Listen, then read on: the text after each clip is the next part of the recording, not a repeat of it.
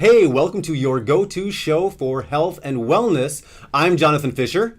And I am Aiden Seraphim. And today we are going to talk about the dangers of diagnoses. Diagnoses. This is a very complicated word. Well, yeah. And we said we were going to do this after the interview for hypnosis, but we wanted to do something special for Thanksgiving, so Correct. We're skipping one.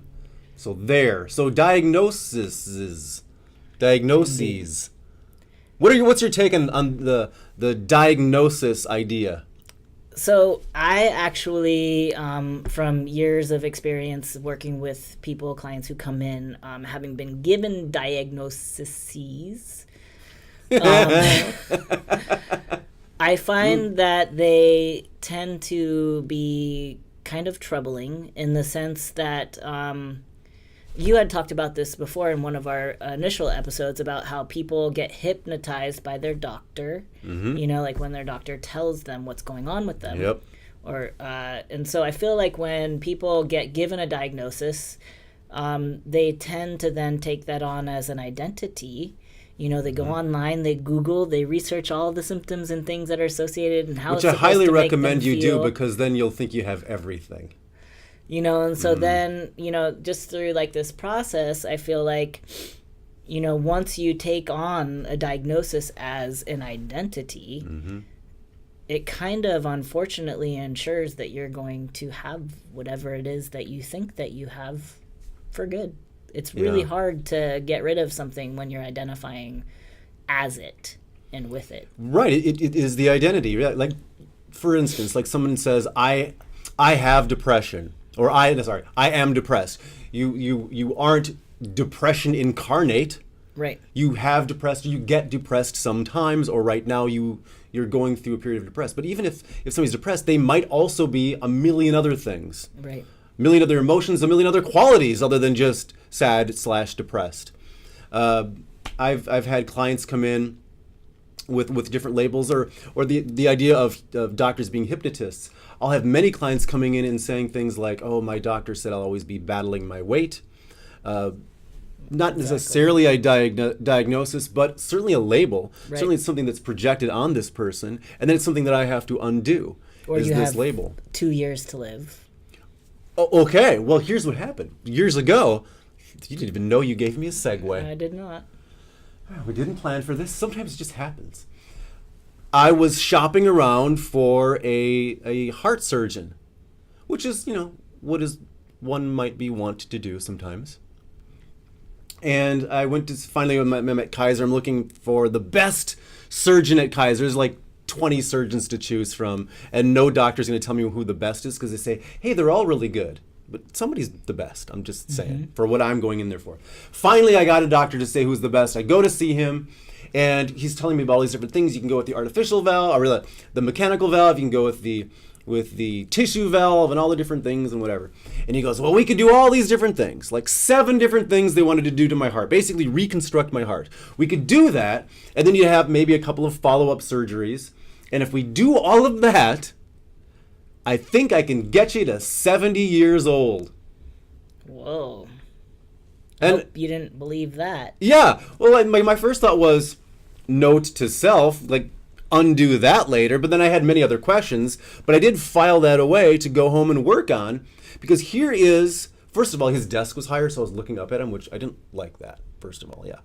But I'm thinking, wait, who are you? Because imagine yourself sitting there and somebody tells you that. Right. You're already afraid, by the way. Or In not. that moment. But yeah, possibly. you could be afraid. Yeah, you're. There's a disparity in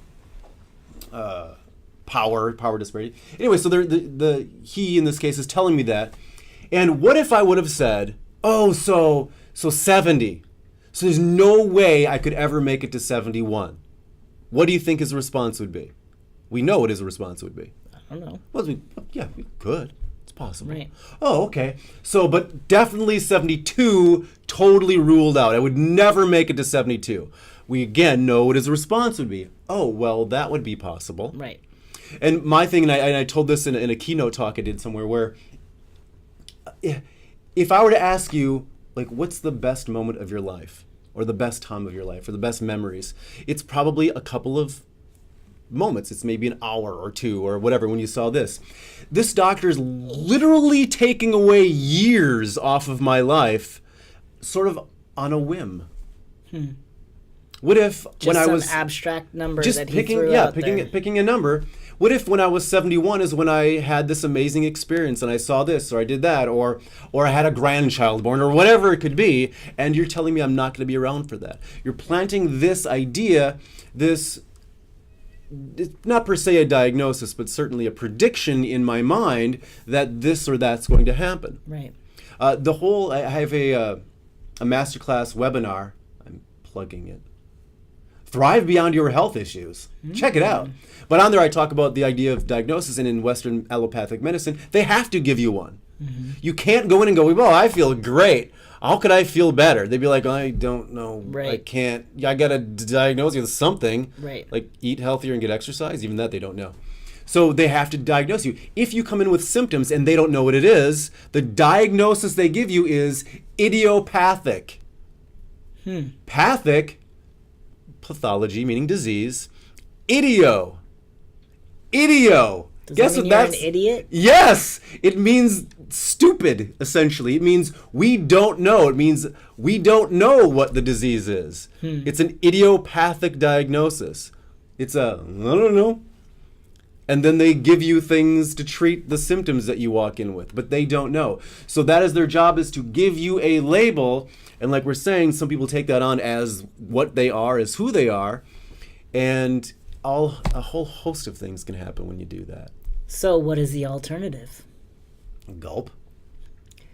So I personally believe that it's important to understand, the nature of the disease process that's happening in your body, where you're out of balance, how you got out of balance, and then to learn how you can get back into balance. So this is all a process. Is the point, right? Yep. It's not a state that you Exactly, are not a in fixed or state. stuck in. Yep. It's a process that you're at this point right now due to, many reasons. Perhaps they're genetic, perhaps they're emotional, perhaps they're behavioral. I mean, it could be a whole slew of reasons that you got to where you're at. But that's not like a place that you're stuck in or that you need to be in, Right. like you can change your thoughts, you can change your behaviors, you can change your lifestyle habits, et cetera, et cetera, Yep. et cetera, and basically help your body get back to a state of health and wellness.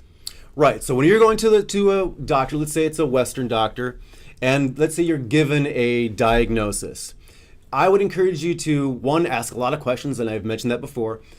View the diagnosis as something that's not fixed. Right. That's just that. Understand that that's what they need to do for their modality of Western allopathic medicine, and that's fine. But understand that that's just what they're doing. So you take the diagnosis and walk with it for as long as it serves you, as far as whatever they're doing, whenever they're giving you medication and you choose to take it. Say, are there any actions I can take so that I can eventually get off of this medication, or stop doing this thing, and think of your diagnosis, yes, as something that you're moving through and eventually beyond. That it's this temporary clothing that you're wearing that you can slough off later, or a skin that you're going to slough off later. When you make these changes, including possibly epigenetic changes, which are involved in things like changing your diet and your lifestyle and your thinking And your everything. thoughts, yeah, absolutely. Most powerful thing is your thoughts. So, I would Talking agree. to the hypno coach right here. It's very powerful. So, yeah, diagnosis. They could be an evil, but don't let it be. Use it as long as it's useful for you, would be my advice. Right. Informational Yeah. only. Yeah. Yeah. There you go. All right. Diagnosis. Or diagnoses. Either Right. way, be Yeah. careful. Yeah. Thanks for tuning in. Until next time. Bye.